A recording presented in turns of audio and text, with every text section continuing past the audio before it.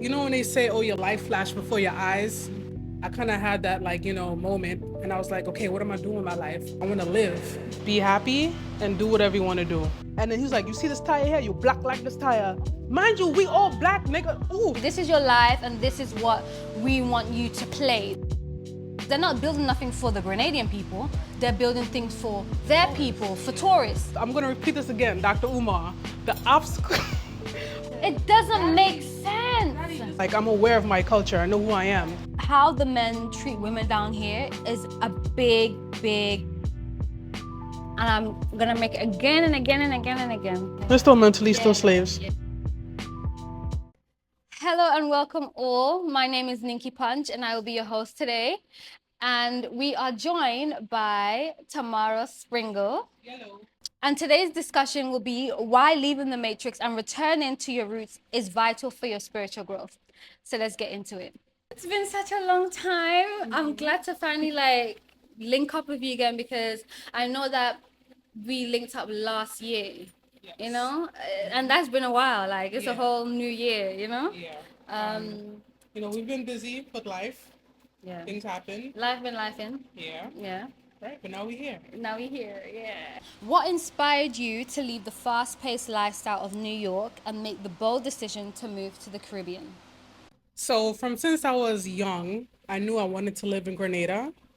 As a child, I would visit here over the summer, and I would spend like a couple months, like maybe 1 or 2 months, and I just fell in love with the place. My parents are from here, my family is from here, so I'm kind of familiar with the place. Moving fast forward, growing up, I went to college, and then I felt like I was wasting my time, and then I started working, and then I said, okay, it's time for me to move to Grenada because I ended up in a car accident, not a car accident, my bad, motorcycle accident in 2021.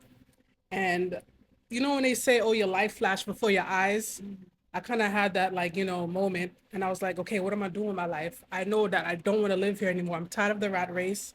I'm tired of just working to pay bills. Like, I want to live. So I said, okay, let me write a list of the things I need to move to Grenada, what I need to do, how to go about it. And I did that. When you start saving money, then all of a sudden things start happening.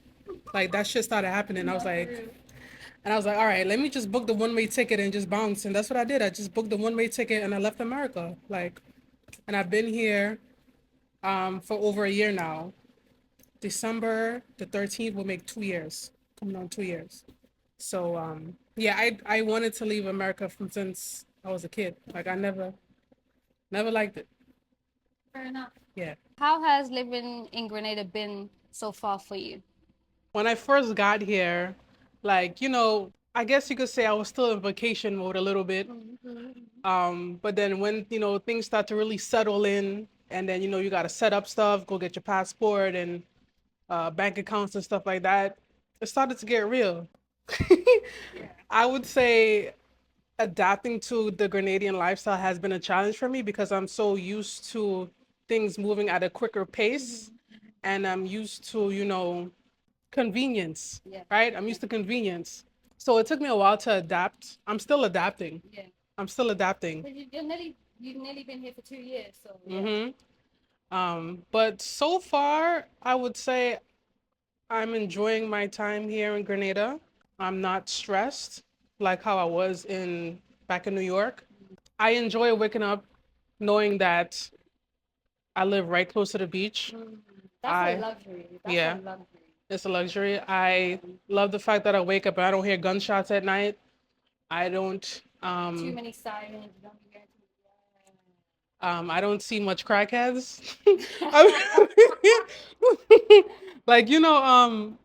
Everywhere that people got their madmen, Yeah, but I mean, in London we call them nitties.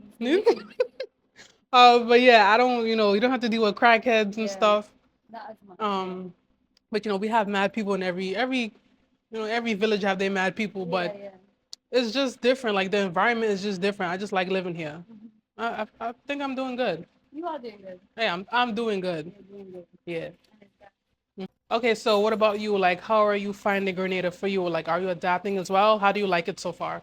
I've started to really connect with myself and really figure out myself. I wasn't able to do that when I was in London because, you know, London just so fast paced, you know, you're in the rat race and you're constantly going, going, going. So there's never really any time to slow down until you're ready to sleep.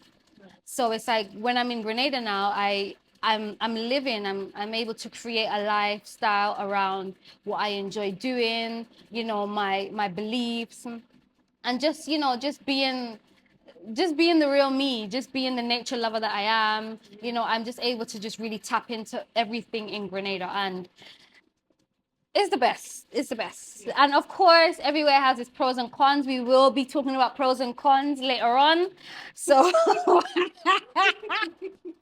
so yeah, when that time will come. So okay. What is your definition of the Matrix? Because for me, like the Matrix is America, the UK, and Canada. I feel like those are like the main hubs of the Matrix, right? Because when you think about it, um, everywhere in the world is almost like, you know, following some type of system, you Yeah, know? yeah, But I just feel like those three places are like home run, you know? yeah. Like that's where the Matrix is. So like what is your definition of the Matrix?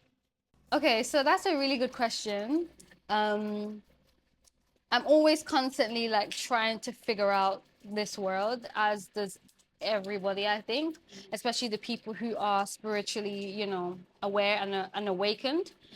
So I definitely feel like those bigger countries, you know, London, America, Canada, China as well, Russia, those big countries who, you know, do like trades with all the other major countries, and I feel like all of them are obviously playing a role in capitalism, all of them, all those countries in particular.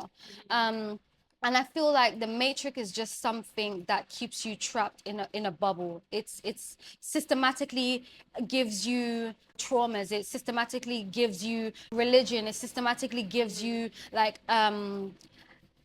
just who you are. It gives you like a blueprint of, okay, you grew up this place, this is what you need to believe, this is the friends that you're supposed to have, you know, this is the job that you're supposed to have, and um it just gives you like a package of what you're meant to just be. This is exactly this is your life and this is what we want you to play, this is the role we want you to play. But when you break out of that and you start to realize that, okay, no, like this is my life, I have come down here willingly as a soul to actually participate in a human reality, in this 3D reality, and my time is the most valuable thing that I have to offer down here. And these systems, this matrix is trying to take your time so that you don't have any time to really figure out what it is, what your mission actually is on this earth. So the matrix is just something to keep you blinded from what is actually important to you. So when you break out of that and you move back to your roots, you move back to Africa, you move back to Grenada, you move back to the Caribbean, you move back to your homeland, and you actually start connecting to your ancestors and connecting to your family and realizing, okay, like, you know, I'm from this tribe and this tribe believe that, you know, we do these rituals to really connect to spirit, to source. And you know, that way you can really start to like see who you are and really start like pouring your energy into something that's gonna like better the world and also better the other generations to come, like, because you know, we are all of us are connected to our generations, our blood ties. And I feel like, you know, like the matrix is just, it cuts you off from that blood tie, it cuts you off from that connection. So it's just like a lot of people just don't even know where they're from, and it's just like that bloodline ends with you. Then everything that your ancestors went through is just gone. So I feel like that's just what the matrix is. It's just capitalism and just like the hierarchies, and all these other countries are just trying to stop you from really connecting to source and connecting to your mission on earth. Going back to what you were saying about you know, getting to know your roots and stuff.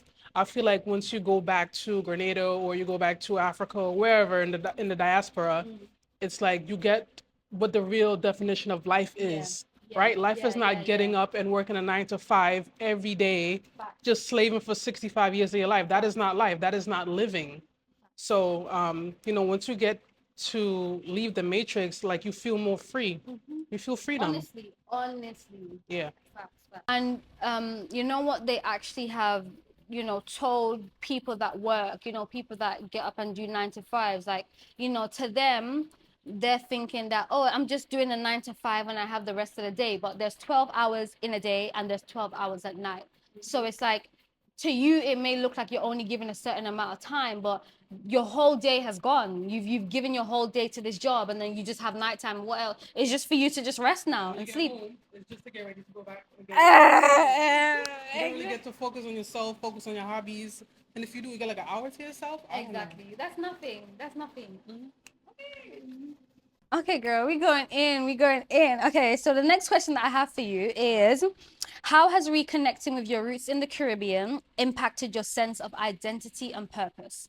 Well, since my parents are from Grenada, and like I said before, I've been coming down here from since I was a child. Like I knew my identity, and like I'm aware of my culture. I know who I am. Coming back here, really, you know, I just feel like I'm at home. Like I don't know, really. Like I know who I am.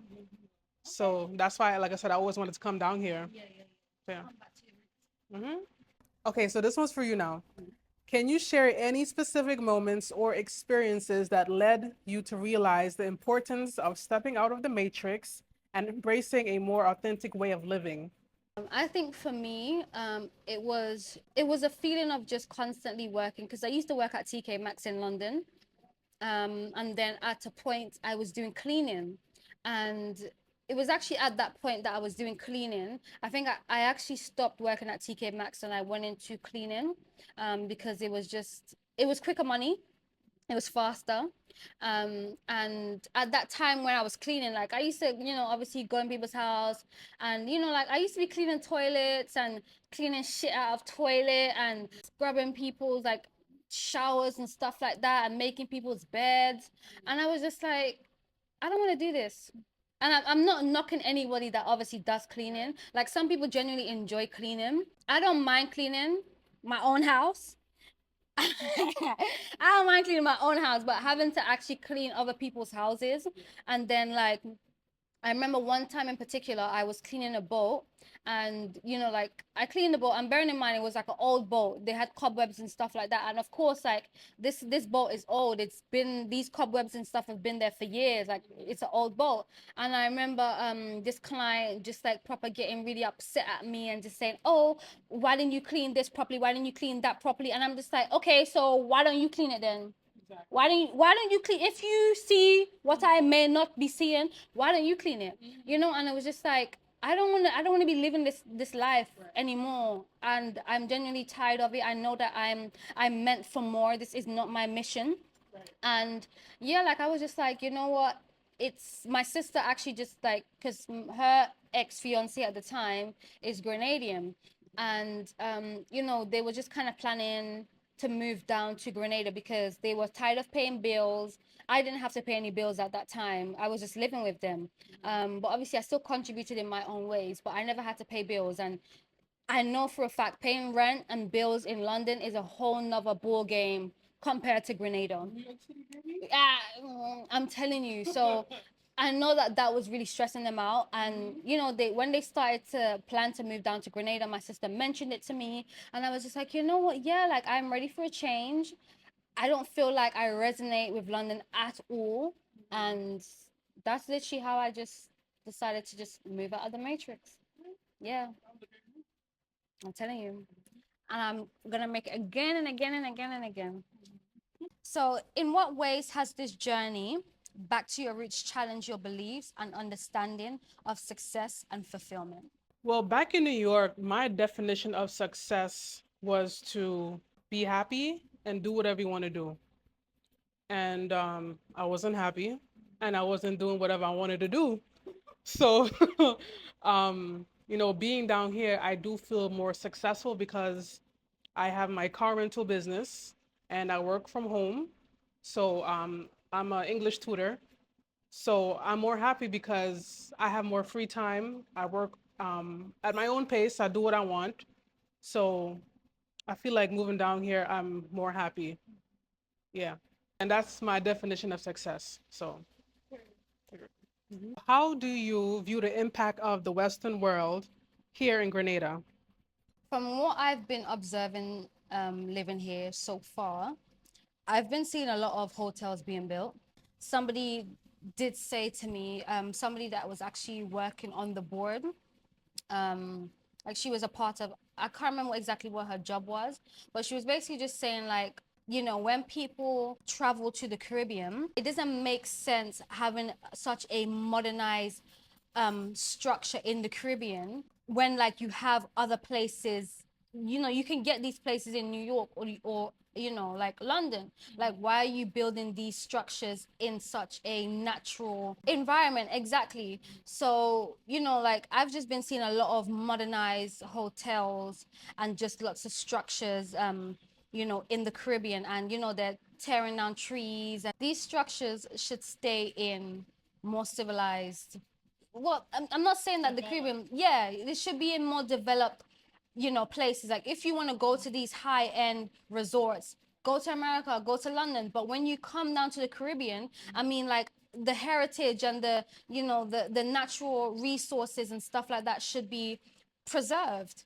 Why should these people that aren't even Grenadians be buying out land? What about your actual Grenadian people? Like, Grenadians shouldn't have to be even paying for land. Like, they should be entitled for land for free, you know, because that's their birthright. Why isn't this something that Grenadians are entitled to? Why do they have to be spending so much money to pay for land in their own home? And then you have big investors coming along and buying up land. And what are they building? Because they're not building nothing for the Grenadian people. They're building things for their people, for tourists, you know. And it's just like, okay, like we appreciate tourists coming in and, you know, bringing money for the country, but it's just like, what is the country doing for the people, you know? So that's just like how I'm viewing it, how I've been observing it. And another thing is just like there's not a lot of opportunities being made for actual Grenadian people. It's just for people who have influence, I guess, who have influence and who can bring in more influence and money to the country. It's, yeah, and that's what I've been observing. And I know that many people also observe this, but people just don't want to speak out about it. People just kind of, it's just the norm. Like it's been going on for many years, and why are we changing it? Yeah. Well, I think there's like, pros and cons of the impact of the Western world here in Grenada. Like what you said with the hotels being built and stuff like that. It could be a pro and a con. Like, hotels are building, well, creating jobs for the local people down here. But it's like jobs that don't really go nowhere. Like, it's just the same hotel service and stuff like that. But I think Grenada can take some points from the Western world, certain points, like when it comes to customer service. You see how much time I'm shaking my head? Customer service, when it comes to professionalism, and when it comes to like time management and being reliable, like you could definitely take some pointers from that. That's some pros that Grenada could take from the Western world. Yeah, that's my thoughts on that. How do you feel your spiritual growth has been nurtured by immersing yourself in the natural beauty and rich cultural heritage of the Caribbean? I love this question because when I used to live in London, I was always yearning to really get more into my spiritual practices. But because like I never really had time to do that, or I guess like I never made time to do it because I just felt like it wasn't important. um it wasn't important, so I just kind of just like bypassed it and just forgot about it. But when I moved down to Grenada, and you know, my life started to slow down much more, and you know, I did have a lot of free times on my hand, and you know, I actually, the first book that really made me get more into myself and just start questioning who I am and what I believe in and where I want to go was a book called One Day My Soul Just Opened Up, or One Day My Soul Opened Up by Ilyana Van Zandt. And when I read that, it was a 40-day journal book. And, she had like her personal life, and then she also had like different affirmations and stuff like that, and the laws of the universe. So when I started reading about the laws of the universe, and just being in an environment like Grenada, it just made it so much more fulfilling, and just so much more like grounding, I guess. Like, okay, like this is actually happening, like I'm actually seeing what I'm practicing, like in front of me. I'm surrounded by nature. I'm grateful to be in nature. The sun is on my skin, I'm feeling good about that. And as the sun is touching my skin, I'm actually feeling it in my essence. Like, it's just, I don't know, practicing spirituality in the Caribbean is just, it hits like really different than being in London, being in the cold. And I just feel like it's really nurtured me. It has really nurtured me in just like, in such a soft way, and in a non-judgmental way as well. I feel like that because like some days, like I will just get up and just go to the beach and just be hugged by the ocean, and that'll be enough for me. So it's just like it was really the simple things that really helped me along my spiritual growth. It was really the simple things, like just petting a goat, or going on, a farm and doing gardening with newbie. Like that really helped me. Like, so it was really just the simple things that really helped me and nurtured my spiritual growth. So yeah. Okay, so adding to that, what is spiritual growth to you? First of all, like spiritual development, spiritual growth is different for everybody. Like, yeah, you can define what spirituality is for you because it's your soul's journey. And for me, I would say my spiritual growth is speaking up more, talking about things more, not conforming to what people think I should do and what people think I am, because that's not my definition. I know who I am, and you can project what you want on me, but I'm not going to accept that. I also just feel like my spiritual growth is just being me. Like, it's just being me and just going, just being myself, just going through the waves of growth. Because trust me, like my growth journey hasn't been pretty, and I know, just like everybody else, it hasn't been pretty. So it's just like I give myself a lot of grace when I'm going through my growth, and just my journey, because I'm a water sign, and I get very, and you're a water sign, and you're a Cancer, baby, innit? Ooh, ooh. My nephew is actually July 5th. Okay. Yeah, he recently just had his birthday. But like, yeah, like I'm a water sign, and us water signs, we are very emotional. Like, we feel really deeply. I feel. That's like when you always say, "Oh, I feel like this, I feel like that." Bro, we Bro. feel like Yeah.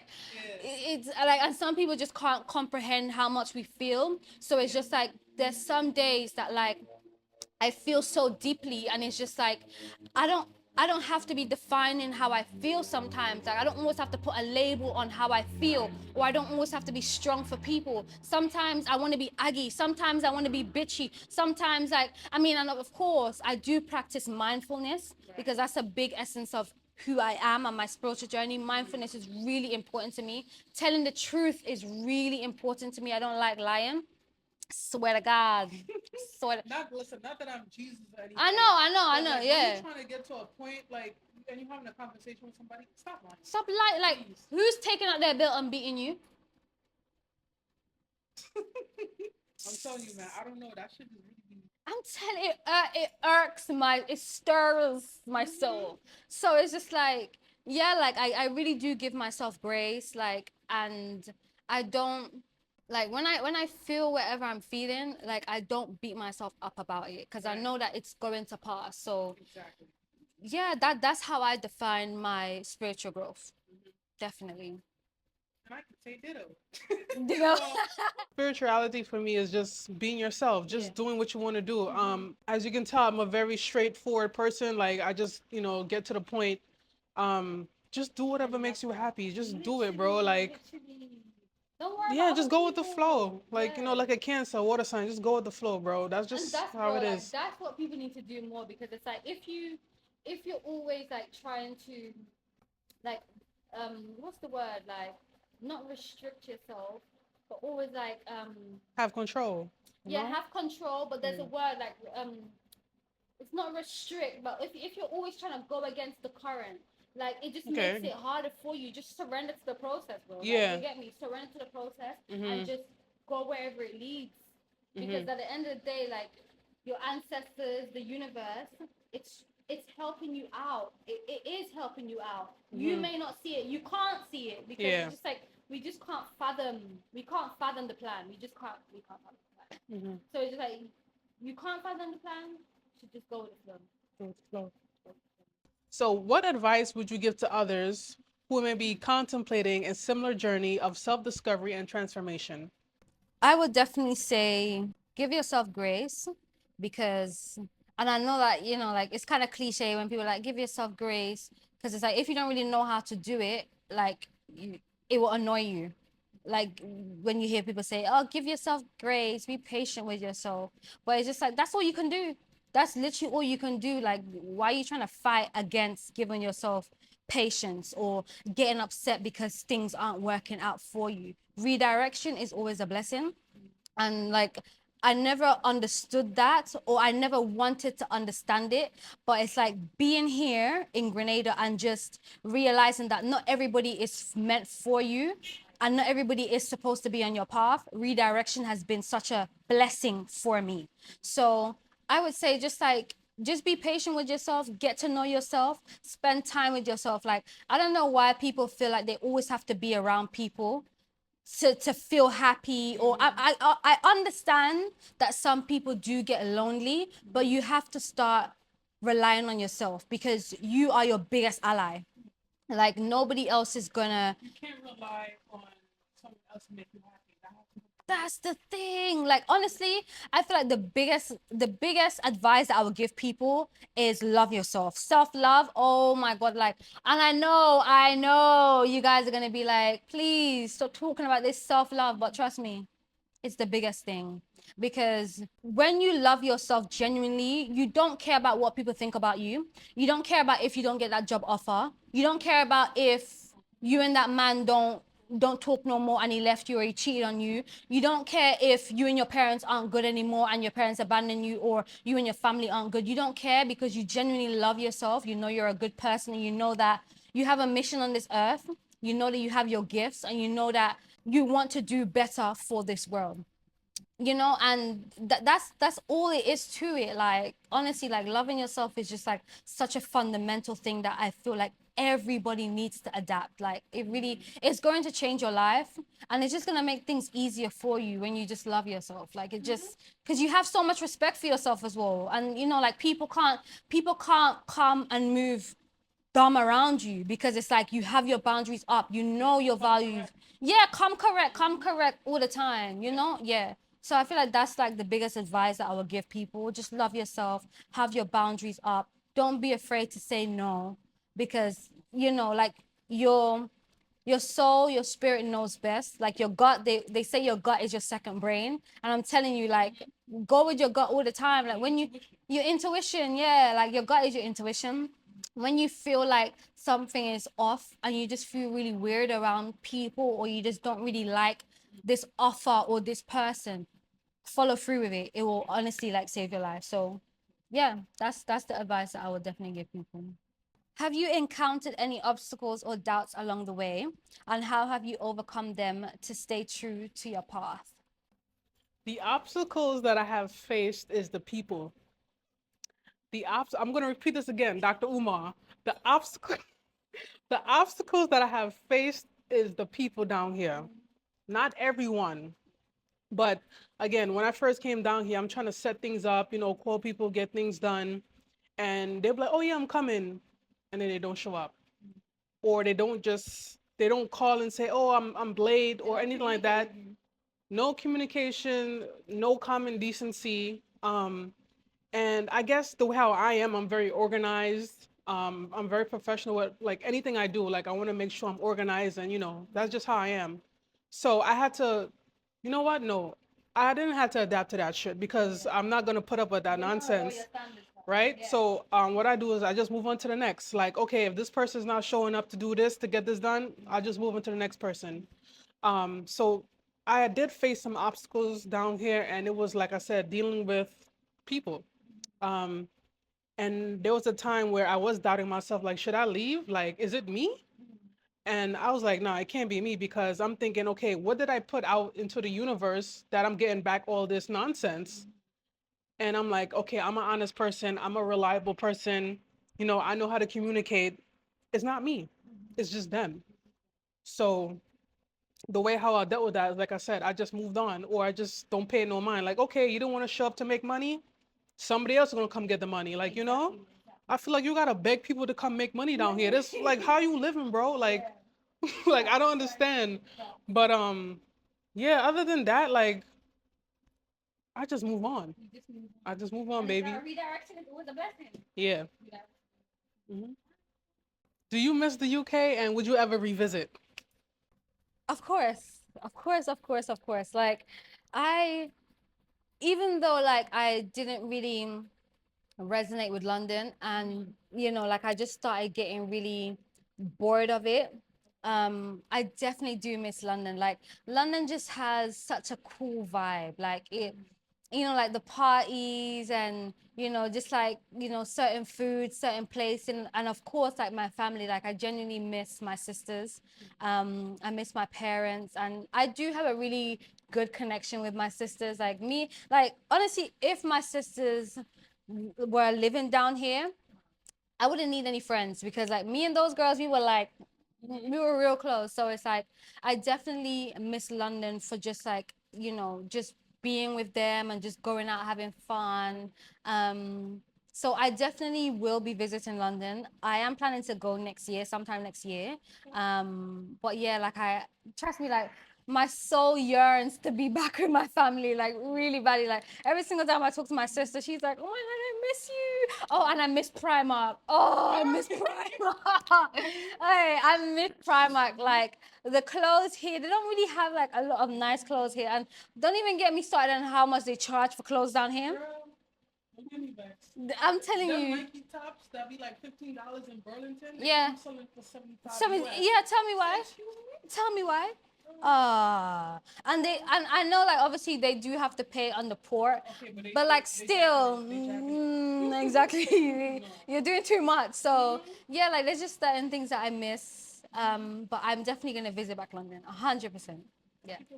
So what about you? Do you miss New York? And would you ever go back to visit? Well, ever since I've been down here, everybody been asking me that, like my family members back home, like, oh, you don't miss New York, you don't miss Brooklyn. No, I don't miss it. I don't miss the stinky subways. I don't miss the crackheads. I don't miss the shootouts. I don't miss the racist environment. I don't miss none of that. The only thing I miss is the food, really. Yeah, proper options and no dry current rolls. Um, I'm sorry. I had a couple of current rolls down here, and it is dry. So that guy that's been interviewed, that guy going around being interviewed, whatever, he right. Current rolls are dry in Grenada. That's just a fact. Y'all gotta. The truth hurts, baby. Exactly, it does. I miss food. I miss like proper food. Like I have my spots. Shout out to the Glorias, Flatbush, um, the Golden Bakery, the Trinity Golden Bakery on Nostrand Avenue. Shout out to the Guyanese Bakery on yeah. Shout out the Guyanese Bakery. They make the best current rolls right on St. John's, Utica. Um, Shout out to Soldiers. That's a Jamaican restaurant. Trust me, I know the good food spots, and they mostly in on Utica or Flatbush. But yeah, I miss all the good food, really. And as far as like my family goes, they visit here all the time. Like my brother and sisters coming down. They coming down soon for Carnival. My mother's here was like twice last year. My father lives here, so it's like yeah, my family's Grenadian, so it's like I don't really miss people like that. And like I said, everybody always coming down. So, um, oh, and I miss shopping. Like I got my spots. I miss a lot less. I used to work there. I miss. Bobbies, because that's why I get like all my essentials, curtains and stuff. Like but it's like those are like materialistic things. Like it's like I could live without it, but um, yeah, that's it. How do you plan to continue your spiritual development now that you have made this profound shift in your life? Um, I'm just gonna keep being me. That's the only thing I know how to do is be me and just move on with life. Ditto. Ditto. Okay, so I feel like we. Oh my god, no, oh my, you're taking off your glasses. Wow. Okay, so we have spoken about like, just like our journey and what it's taken for us to move down here in the Caribbean and just like, how our life has been so far living in the Caribbean. So I feel like it's only right that we do talk about the pros and cons of living in the Caribbean. So I want to ask you, what are your pros and cons of living in the Caribbean? I have my list here on my phone. So if you see me looking down, I'm just looking at my list, okay? Yeah, I think you're writing all these guys. So let's see, let's see. It ain't bad. So the pros, right? Let's start with the pros, right? One, I'm around people who look like me. I'm not racist. I'm just pro-black. I want to be around my people. That's it. Um, Two, it's a non-stressful environment as far as like working and stuff like that. Like I said, I move to the beat of my own drum. I do what I want. I don't have to go clock in and make somebody else rich, right? That's a pro. Um, the environment is beautiful. The weather, the beaches, the sunshine. I mean, come on, look at outside. It's It was beautiful. literally just raining like a Yeah, hot second and it's cleared up already. yeah. I mean, I would rather this weather over like New York City weather, even if it's summertime. But it gets to winter, and I don't like winter. I don't like cold at all. Another thing, number three, access to fresh fruits and vegetables, right? I can go outside. I have a coconut tree. I have figs trees. I have a sugar apple tree straight from Mother Nature. I just go outside and eat it, right? You can't do that in New York City because there's no fruit trees or anything like that around. Um, Number four, business opportunities. I don't think I would have been able to open up a car rental in New York City. I mean, I could have, but it would have been much harder. Like you gotta, yeah, paperwork. You gotta go through all these hoops and hurdles, and maybe because I'm black, they might make it a little more harder for me. Let's just honest, like let's just be straight up. Yeah. So there's a lot of business opportunities down here, like so much. So that's the pros, right?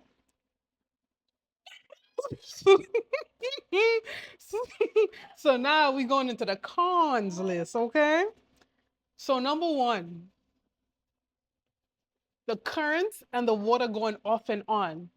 From since I was a child, oh, we working on the water, we working on the current. Lies. What y'all do? What Nawasa doing? For the whole of, let me see, for the whole, I mean, it was dry season there too. But the dry season was really bad in May. It was, for the whole of May, we didn't have no water. No water in Grenada, it was bad. I had water by me in such as though. I mean, that's a country, Yeah. okay, but in Grenada, no water. Listen, there was a time I was supposed to go to an event and I couldn't go. Why? Because I couldn't bathe. Like, and then my neighbor, because it was my neighbor who invited me, she was like, "Oh, you could go bathe in the sea." I said, "Bathe in the sea?" In the sea, salty water. Go bathe, and she's like, "Go bathe in the river." I'm like, "Baby, this is 2024. I'm not doing that." Yeah, like, listen, I'm grateful and stuff, but get it together. Like I said, from since I was a child, current going, water going. Like, come on, like, what are y'all doing? Yeah, I don't know what they're doing. Anyways, it's like I know I hate this term, right? Third world country, because Grenada is not a third world country, but with these little outages, it's like, come on, it's giving third world. Um, Number two, I think that Grenada is like, I feel like it's a hostile environment for women, especially as a single woman, right? I live up in the country, right? And when they see that you're a single, dark skinned, beautiful woman that doesn't depend on nobody, right? And you have your stuff going together, it's like you're a threat. Yeah, they don't like that. It's like you're a threat. Yeah. There's been times where I'm walking the street and they're cavemen, trying to get my attention. Like, I'm not an animal. I'm a human being, so I'm not gonna turn around. I'm not gonna give you any attention. So like I'll ignore them, right? And this one time this guy was like, "Oh, she making fizz, she making fizz." I didn't even know what that meant. I had to go ask my cousin what that meant. And she said that's prostitution. And I was flabbergasted. Flabbergasted. Another time a guy was trying to talk to me and I didn't say nothing, and then he was like, "Oh, she a harlot." I didn't even know what a harlot was. Again, I asked my cousin, a prostitute. So when you're a successful woman by yourself, it's like you can't be that. Like you have to have a man by your side, or you have to be laying on your back to be like a successful woman. That's the mentality of the men down here. Not all, but I feel like maybe up in the countryside. I don't know if I need to come down to town more and chill with her. And but it's like the mentality of men down here, and it's like I feel like women aren't respected. They're not respected. They're just seen as objects. Oh, girl, that's a whole nother subject we could go in on. Girl, don't even get me started with the dating scene. That's another topic. That's a whole nother topic. But yeah, that's another con. I feel like women here aren't respected. I feel like women here don't really have a voice. The laws when it comes to domestic abuse, I feel like it's very lenient. Like there's been yeah, I feel like well, there's been times where like I've been in town and I've like there was a time I was in town and this guy was roughing up this lady and she had a baby in her hand and it's like nobody did nothing. Like and the police was there. And I was like, "What?" I mean, yeah, I could have done something, but again, I'm a woman. I know my place. I'm not gonna go size up with a man, right?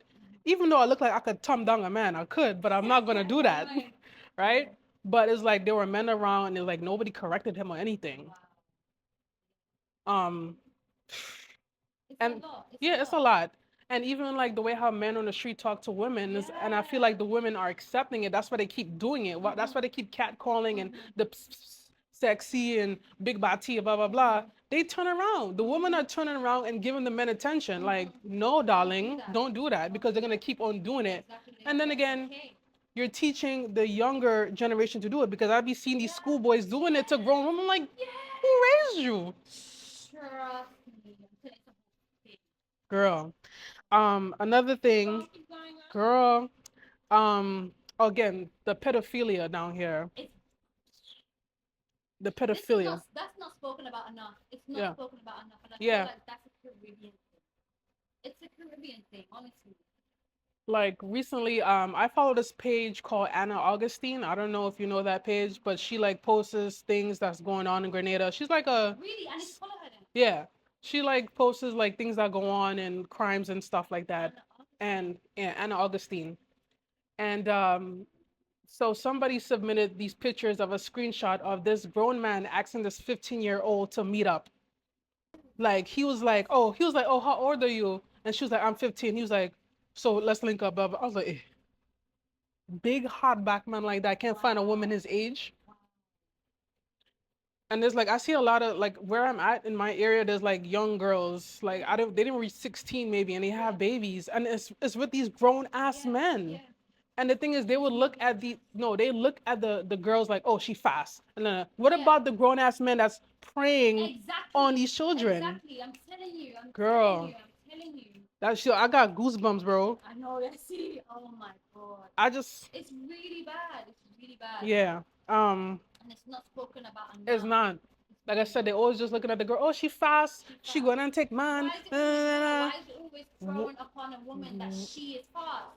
Why are right? Why are not talking about why this big stink nasty man always going after these children? His brain is developed. His brain is developed. Her brain isn't. Anyways, so that's the con, right? I just feel like it's a hostile environment for women, right? As a single woman. Um, three, what some of the bus drivers? They be driving proper. Like, okay, they drive fast. Some of them drive fast, but yeah, no, I'm talking about the fact that bus drivers, that's a big thing for me. What's wrong with the bus drivers? You never had any issues with bus drivers harassing you on the bus? Men harass, like, yeah, that's just they fall. Yeah, they fall under the harassment, but I ignore them. Yeah. Okay. Proper thing. Talk your shit. Um. Yeah. Number three, Grenada's slow. Just slow with things. Like something that would take something that would take 20 minutes will take 2 days. I'm like, bro. Like there was a situation where after barrel, right, my spouting came down. Like one of my spoutings came down and I had somebody come do it. When he came like 4 hours late, right? He's supposed to show at 9 and he showed to like 12. And then after that, he had to go get something. I'm talking hours went by. He didn't come back till like later in the day. He was like, "Oh, my wife this," and I'm like, "Bro, I didn't hire you for. I hired you to come put up the damn spouting." And then after that, he still had to come back the next day because he forgot something. I'm like, "Bruh, to put up a spouting that shit took like 20 minutes. It only takes 20 minutes, but it took him a whole 2 days. Um, it's very slow. Just getting things like, can you can you can't do deposits in the ATM, right? I can't do it because yeah. But in New York, you could like deposit your check right at the ATM. Like you gotta go online. I'm like, bro, like it's the little things that could make Grenada just move a little more faster. It's the little things. Yeah. And like I went to go take my permit test, my written permit test, and like you have to sit down and you have to wait. I'm like, bro, a lot of wait. You know Grenville, right? Big up Grenville. I love Grenville. If anybody know me, I'm always in Grenville. I'm always in the Flavors of Belmont. That's another favorite restaurant of mine.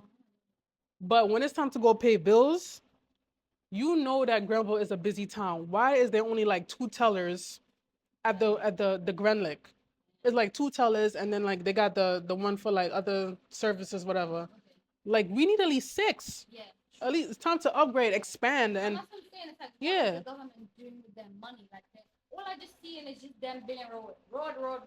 Really? Baby, the roads need fixing with them potholes. Mhm. It's just so I guess you could say to wrap that up, it's just the slowness of Grenada. Like it's just little things that could just like speed up, like just improve. Like that's about it. So those are my cons about Grenada. Hmm. For me, my pros is definitely just the easygoing lifestyle that you have in Grenada, the sunshine, the fact that you can literally make opportunities for yourself down here in Grenada. Um, Also, just the fact that because Grenada is so small, I mean, that is a pro and a con, the fact that Grenada is so small because, like people are just always up in people's business all the time. And, like when you leave the house, like it's so easy for people to see you and just be like, oh, I see this person going this place, so that's a con in itself.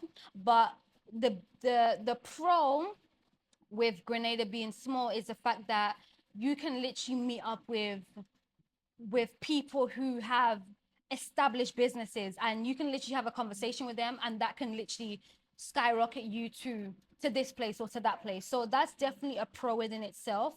Another pro, like you said, is obviously just the fact that you can literally just get like fruits from trees and coconuts and like that's such a sweet life to have, that you don't have to be paying for fruits and vegetables and herbs. Like Grenada has a lot of natural herbs, some of the best herbs in the Caribbean. Grenada has like everything here. You can literally just heal your body from just drinking herbs on the island. So those are definitely pros. What other pros would I say that I have? Um, some things are expensive, other things aren't. Yeah. Like like you can, when it comes to shopping, I feel like if you go to the market, you can get a lot of shopping done and it wouldn't exceed so much money as if you were supposed to go to a shopping mart, a supermarket, so there is a lot of ways that you can reduce your money down here and not have to spend too much. So that's definitely a pro. you know, like when you pay your bill at Grenlick, right? Like you can go such a long time without paying your Grenlick bill and they wouldn't cut you off. Like for me, that happens for me. Like, okay, so let's say like your bill comes out like last month, right? My bill came out last month and I have a new bill coming. Like I can literally pay for that bill last month. Like I can pay like, let's say like $50 because my electricity only be coming up to like 100 EC, you know. Yeah. So like I can literally like pay half a bill. That's what I'm saying. I can pay half a bill and then pay the other bill later on. So I don't really know how it works, but it's definitely a pro in my eye because like you can literally just not worry about electricity like for a while. So that's a pro. Um and then my cons now, I would definitely say how the men treat women down here is a big thing because it's not even a joke. Like it's I just don't like men disrespecting women because at the end of the day, we're your mothers. We're your mothers. We are not literally, but all women are connected because we have a womb. So I am your mother. Like it or not, it's the truth. And I just don't like how how men disrespect women because it's just like you disrespecting me is like you disrespecting your mom, or you disrespecting me is like me is like you disrespecting your sister, you know, or your auntie, you know. Some of these men who be doing these things in the street, they have daughters, you know. That's They be, they be having daughters. I'm like, how would you feel if your daughter came home and said, it doesn't make Daddy, sense. Daddy, this man said, you want to bend me over? You would want to go fight. Anyway. So why do you do it to other women? It doesn't like check your mindset. It doesn't like two and two is not making four. It's not making four. So it's just like that's the biggest thing for me because no man's just gonna disrespect me because my man don't disrespect me. So why am I gonna go out on the street and you're gonna disrespect me? No. And bus drivers as well. I don't really take buses a lot, but with the experiences that I've had with bus drivers, it's like this is the public transportation. And when I pay my money, I'm paying my money to be on a public transportation. You're not my taxi driver. You're not my boyfriend. So why do you need to be asking me inappropriate questions? Like one time I went in the bus and I was wearing like my gym outfit and the driver must have been like, "Oh, your body looking flat. You just come out to the gym." And I was like, "Don't ask me no questions. Don't ask me no questions because it's a public transportation. I'm not coming on your bus just because I want to be your friend or just because I want to have a conversation with you. I'm coming on this bus because I need to get to somewhere. You're providing a service. Be professional." So I just don't really like the fact that these bus drivers and these conductors are always up in people's faces asking inappropriate questions or trying to be, "Oh babes, you all right? Oh, don't talk to me. Don't, yeah, or girlfriend, like I'm not your girlfriend, No, bro. I ain't gonna lie. Girlfriend is like, I don't like it. no, because there are times women call me girlfriend because they don't know my name. Like, girlfriend, what do you want on your chicken and chips? Right. Okay. But like, babes, sex. Yeah. Stuff like that. Don't be calling me babes. Don't be calling me sexy. And you know, like the bus drivers need to calm down, bro. Like, and I think to be honest, this is like in a lot of Caribbean islands. I think when like you know you're running, not even running because I don't be running for buses, but you're going for a bus and they're like, "Oh, come." Like, why are you in such a lack mindset? Like, there's so Passenger. like for real, I'm not the last passenger in Grenada. Like there's so many people who need the bus. Stop rushing and being desperate for people to come onto your bus. Relax. Like that's what I don't like. So that's definitely a con for me. Another con for me is just, you know, we did speak about men not respecting women, but a huge con for me is just how other women also treat each other. I really don't like that because from my experiences that I've had, a lot of women are they're in cliques, and a lot of the times it's like when you want to meet up with other women or you want to collaborate with other women, it's like a lot of the times they just want to be with their girlfriends. They don't want to meet no new people. You know, they just want to do things by themselves. And it's like there's no collaborations, there's no sisterhood, there's no real sisterhood. People just a lot of the times the women here just try to portray um a picture, yeah, an aesthetic of sisterhood. Oh, we're for the girlies, but that's not reality. And I just that's just definitely a con for me, because some women that I've met up with that I'm okay with, and they've said that, like, they thought that when they come down to the Caribbean that they would have easily been accepted by other women. But when you're from abroad and you have an accent, and like, you have these amazing ideas and they're different from what other people are doing from here, a lot of the times women do feel very threatened of you, and because of that, they don't like linking up with you, or they don't like collaborating with you. So I found that very difficult for me, and some women that I have met up with who are also expats have also said the same thing. So that's definitely a big pro. um, and I think that's literally it, to be honest. I feel like for me, it's also been the people that I've really had to struggle with. The people have definitely, I don't know, like, people be like, Grenadian people are nice, but I'm just like, You know what? I don't like that. I don't like when people say that because not all Grenadian people are nice. not all Grenadian people I are think nice. they will smile in your face like, and they will like still trick you. Like, Yeah, because a lot of the time they're trying to get things for themselves. They're trying to see how they can use you, and that's literally it. So it's just like, I mean, white people, they'll be like, Grenadian people are nice because, I mean, of course they're gonna be nice because they have that. they see money. Exactly, they see money, but they're also still in that slavery mindset of like, okay, the white person to be bound. Oh Lord, oh yes, oh yes. Yeah, see me, white friend. Listen, there have been multiple times where I've heard, I wouldn't say they're family members. They're like, okay, so I have twin brothers and a sister, and they have their dad, and I have my own dad, right? So these are my half siblings people. Okay. There's been times where I've heard them say, "Oh, let me go and on town find me a white man. Let me go find me a white girl," and I want to vomit. Literally. I want to Your vomit. ancestors want to vomit. Like, and I told them like, do you really know what these people about? Like, do you Yeah. know their history, like, and stuff like that? And all they see is dollar signs, and all Yeah. they think is whiteness is like up here, and Yeah, like darkness is superior. down here. And there's a lot of colorism down here, bro. Oh, that's the thing. That is the thing. A lot of colorism down here. It's like I feel like a lot of the younger generation does not love themselves. A lot of Yeah. people down here, not even the older people, the older It starts with men, them though. It starts with the older generation. I ain't gonna cap. it's a lot of self-hatred. Yeah. There's been times like again, I be just like minding my business in the street and I'm seeing some dumb shit. Like I was in Grenville and this beautiful dark skinned lady walked by, and of course they got these dogs trying to talk to her, and then she didn't give them no pay them no mind, which was great. And then he was like, "You see this tire here? You black like this tire." Mind you, we all black, nigga. Ooh, sorry, I say nigga. Like, I'm like, bro, we all black. Like, what do you mean? Oh, you black like this tire? And she's dark Wow. skinned, and you're the man dark skinned. The man dark skinned too, That's what I don't It makes you understand. wanna cry. It's like, It sir, makes are you you wanna are you cry. Caucasian? I've Wow. had that happen to me before.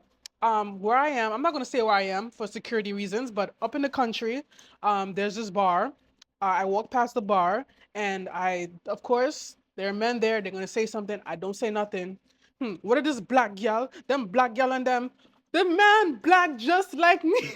The man dark just like me. I'm like, is that supposed to be an insult? Exactly. Like You're literally insulting yourself. You're literally bro, insulting when I tell you yourself. my mind be hurting, like my head be hurting sometime, Yeah, bro. trying to like connect the dots. Like, okay, Like are they I colorblind? think I think maybe they're they have colorblind. like Uncle Ruckus syndrome. You know Uncle Ruckus? No, Oh what's my that? God, you watch the Boondocks? You gotta watch the Boondocks. Oh yeah, I've seen a few episodes with them two little black boys and the granddad, right? Yeah, and then like this big dark skinned man who's like he swear he white, like he just praises white people. Really? Yeah, I feel like a lot of people here just like Yeah, Uncle they Ruckus. do, they do, they do, they do. And I feel like Grenada Hmm. is still kind of stuck in that They slavery. colonized. Yeah, They're still mentally yeah, still slaves. yeah. It is. Hmm. And you guys, it's 2024. Yeah. Black is up there. Black Okay, is they want to be black. us. Listen, black is superior. Not even It black. is superior. Being Black is African, Africa. Yeah, yeah. being of African descent is It is. superior. It Having melanin genuinely is superior. We could go out. Listen, we could go into the sun and not burn. Exactly. Do you know how We high belong frequency here. that is, fam? We belong here. Exactly. So please, etch that in your brain. Etch that in your brain. Please. God. It's 2024, man. I don't know, man. I don't know how it's gonna get to their head, but I don't know. these people still have this mindset of light skin is better and dark skin. I'm Yeah, they like, need to bro, stop we're that. They all need to stop black, that. bro. Anyway, Okay. like I'm that not shit got gonna me lie. vexed. I'm not gonna lie. Mhm. People may try to come for us in the comments. I don't but care. Block them. Delete them one time. Is your page? But it's the truth though. And this is the thing, right? A lot of the times, Caribbean people, the older generation, the older Caribbean people don't want to hear the truth. And I feel like their mindset is really just plagued by colonization and just plagued by what like the other generations have just been teaching you and what the other generations have been passing down, and it's just like you guys have to heal your lineage. You guys have to heal so that the other generations can really see themselves for the true beautiful superior black people that we are. Like we're always fighting down each other, and it doesn't matter the color that we have, we're all one. And the sooner we understand this, the sooner we can start taking back what is rightfully ours. We need to. That is truth. And is that. And is that. We went down, like we ate down. We spit couple facts. And I'm gonna say again, like, not many of you are going to like the facts, like the truth. Is going to trigger a lot of you. It is what it is. And triggering, if it triggers you, that means that's the perfect opportunity for you to really figure out why it's triggering you and for you to heal. And chime in. What is it? Comment below. Comment below, definitely. Let's have a conversation. Don't shoot the messenger. We're sending a message. This is the message. We're speaking from our experiences, because it is our experiences and what we've been observing and what we've been seeing in Grenada. So don't come in the comments trying to discourage that and, trying to just push that to the side. It's the facts. I just want to just come and just clarify and just reiterate why it's so important for us as Black people to move back to our roots so that we can really connect to our spirituality. And I just feel like it's really important for us to do that, because we are sun people. We're not cold people. We're not people who thrive in the cold. We are people who thrive in the sun. And it's just important for us to really connect back to ourselves and connect back to our ancestors to really figure out like who we are and what we're meant to do in our family home, in our heritage, so that we can just ascend, so that we can just like awaken, like it's really important so that we can eat better, so that we can just build a much more stronger community, so that we can decenter this matrix and decenter white people and decenter, just materialistic things, and just come back to Mother Nature. Yeah. Come back to ourselves, come back to each other. Yeah, I agree. Everything she just said, I agree. Ditto. Yeah, so thank you so much for taking the time out and coming down all the way to Grenada from country, because guys, she traveled so far, yeah? So I'm really, really grateful. And like now we can just kind of just chill, relax, and we can say that we Go eat. Yeah, we had a good day, and I'm just glad that we could bring this to you guys. Sayonara. That means bye, right? I don't know. You say it's a wrap. The Pink Podcast is out. Bye.